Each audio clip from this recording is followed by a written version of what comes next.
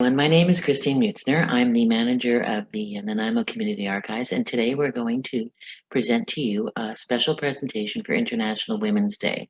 So just give me a moment here while I get my share screen up and ready to go. Just about there. So there we are. We are in fact celebrating International Women's Day, which is actually Monday, but we thought we would run this for longer than that. Um, During this time, we always sort of search for interesting or underdocumented women in Nanaimo history, and this year we have found a particularly interesting one that really we knew nothing about till recently. So today's presentation is going to be about Elsie Hall. She was Nanaimo's first female lawyer and counselor. So Elsie was born in 1897 in London, England, to her parents Thomas and Emily. She left England for Canada in 1914. She sailed aboard the SS Manitoba, as you will see depicted there, with her mother and her sister Winifred. An interesting graphic you'll notice there. I'm not sure what that is supposed to symbolize. So here you can actually see the passenger list. These are available online from 1914. So you see that it is Emily, that is the mother, Winifred and Elsie, the two daughters. They're all going to the brother in Swift Current, and they're all going through a thing called Joyce's Party. And if you look on this passenger list, there is another Joyce's Party up here. There's another Joyce's Party out there. Well, of course, I had never heard of Joyce's Party, so we had to do some additional research, and we found out this fascinating thing about the way that the Hall family, or at least the women, got to Canada. Joyce's Party, we just thought, what is it? And this is what it is. It's named for the Honorable Ellen Joyce, who was the president of the British Women's Immigration Association. This was one of many British organizations. They focused on the perceived problem of superfluous unmarried women, and they devised schemes to encourage and assist educated middle-class women to emigrate to the colonies. They were looking for the right sort of women. I'm going to hazard an interpretive guess here and say superfluous unmarried women are basically women that they thought perhaps had loose or sketchy morals, and that this was no way to populate the colonies. At any rate, I don't know that for sure, but that seems a likely interpretation. So that's how the Hall women got here. So they arrived in Swift Current in 1914.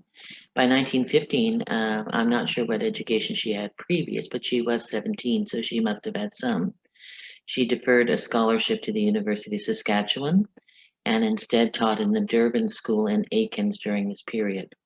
By 1920, she was the first woman to graduate from the University of Saskatchewan Law School, and by 1922, the first woman to be admitted to the bar with a law degree. Before that, I do believe you could just article. You didn't have to have formal schooling. If you articled long enough or sort of a kind of practicum internship, you could become a lawyer. But she actually had the academic chops too. So here is the 1916 census of the Prairie provinces, and it shows that Emily is here with her, Emily is the mother, with the now three daughters. Now I'm not sure where the third one came, but at any rate, they are all working or are students in 1916. Still, the father doesn't appear yet, and they are still in Swift Current. By 1921, the father does in fact appear, and Elsie is now a clerk at the law firm in Swift Current. She also belonged to a number of clubs. I'm assuming she belonged to more than one. The local council of women, she was the corresponding secretary for that. And this is interesting in the types of things they were discussing as early as 1921, because they clearly stayed with Elsie and opened her mind to all sorts of possibilities and paths for women that maybe without the council she may not have been so aware of. Towards the end of the year, the local council took a great interest in civic affairs, The question of whether or not a woman should stand for the office of alderman was eagerly mooted. It's very interesting to look at this because you could, I guess, run for municipal office, but you still weren't allowed to vote federally in Canada.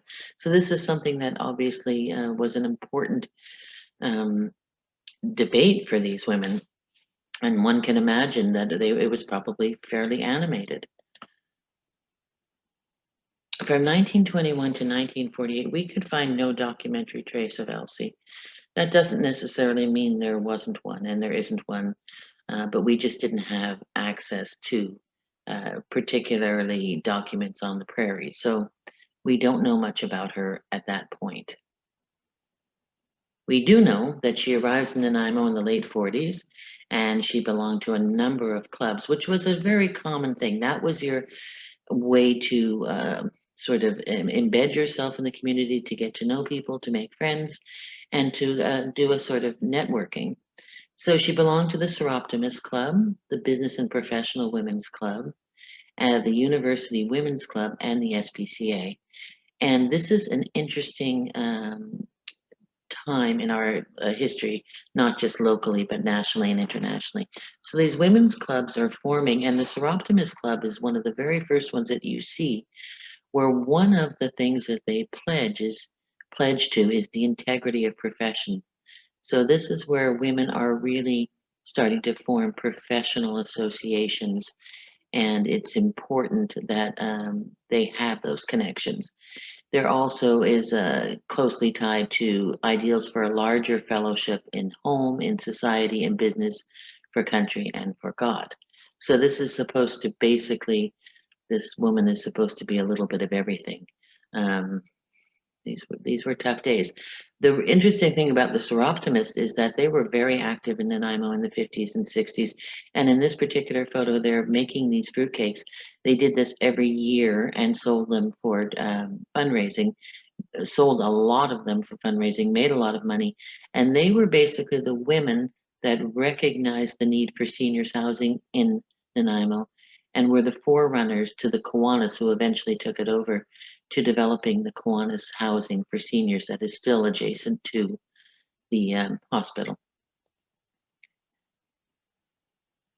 So she decides to run for office. And again, another fantastic photo from the Seroptimus Club. If you look at that, you can see their commitment to professions. They have a group photo here in 1950 that basically shows every kind of profession available to women at that time. And I think it's a very unusual photo, and we're very, very lucky to have it.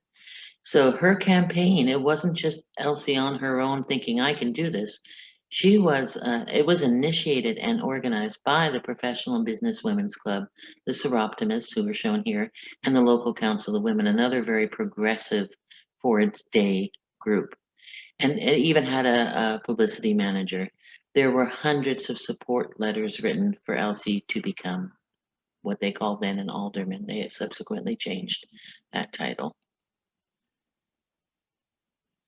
And it's interesting to me that she wasn't just put on what would be called traditionally women's things like hospitality or more sort of domestic leaning types of committees. She was on cemetery, garbage. I can't imagine um, necessary, but probably not a load of fun.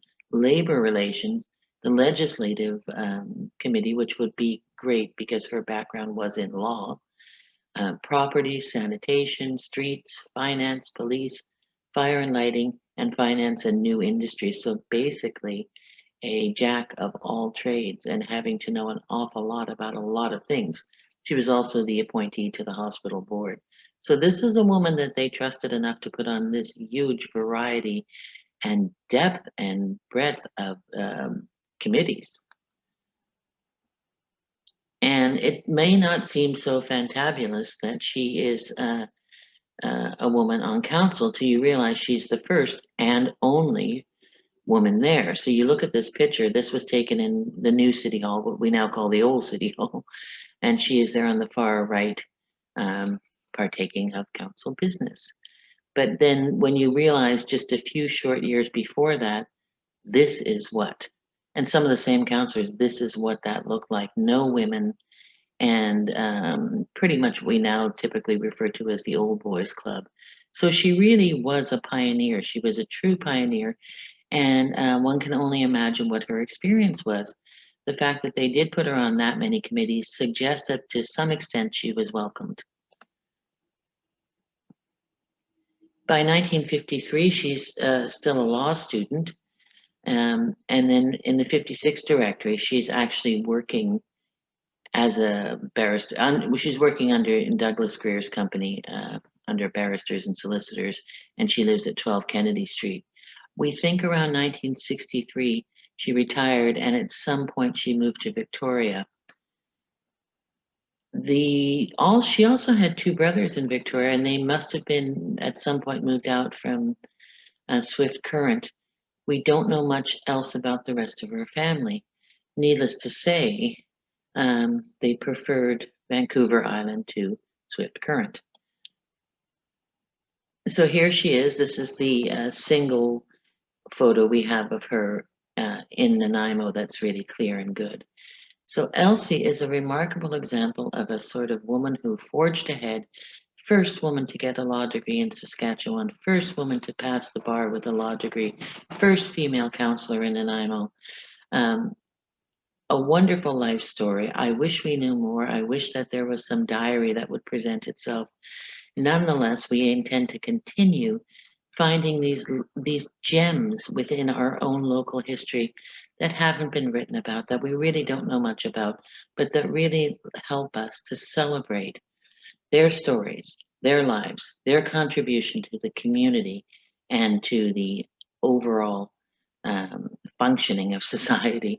So I would say, so I salute you, Elsie Hall, and hopefully next year we'll find someone else that has not been talked about. Thank you for watching. I hope you enjoyed our salute and our celebration of International Women's Day. Goodbye now. Hello, everybody. I have a little addendum to add to this presentation. Two things.